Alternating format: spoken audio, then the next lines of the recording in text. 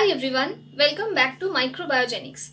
Today the topic of my discussion is polymerase chain reaction or PCR. So PCR is a technique that is used to amplify the amount of DNA in a sample. So when DNA is present in very limited amount, under that condition polymerase chain reaction is performed in order to amplify the amount of DNA.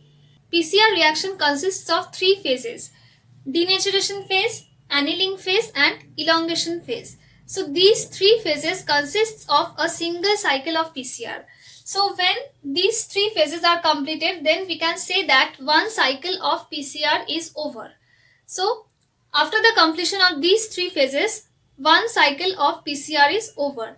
In the next cycle will begin with this denaturation phase, annealing phase and end with elongation phase. So this cycle will continue.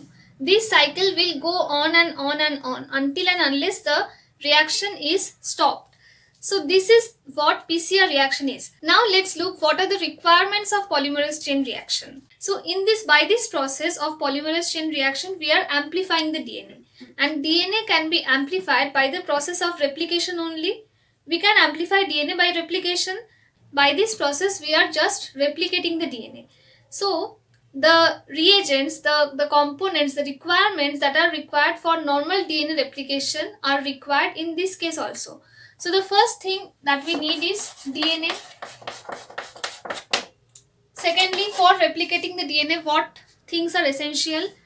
DNA is required. This is the template DNA. So this is the template DNA.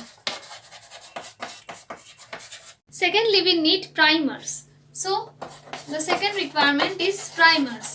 And in this case, two types of primers are required. One is forward primer and second is reverse primer.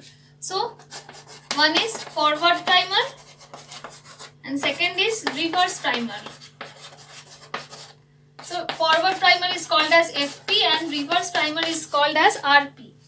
Thirdly, we need polymerase, DNA polymerase, and in this case, as the process is an artificial process, so we need a special type of polymerase called the thermostable DNA polymerase. The nature of the polymerase is thermostable, means that the polymerase is stable at high temperature. At high temperature, the polymerase is active. So that type of polymerase is called thermostable DNA polymerase.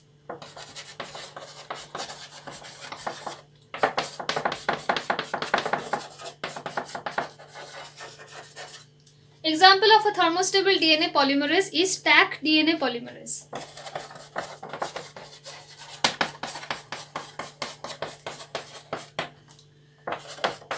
Fourthly, we require DNTPs. DNTPs are the agents that are added for the replication of DNA. We require free deoxynucleotides. So that is why we are supplying 4 DNTPs in the reaction mixture. So we should need DATP, DGTP, DCTP and DTTP.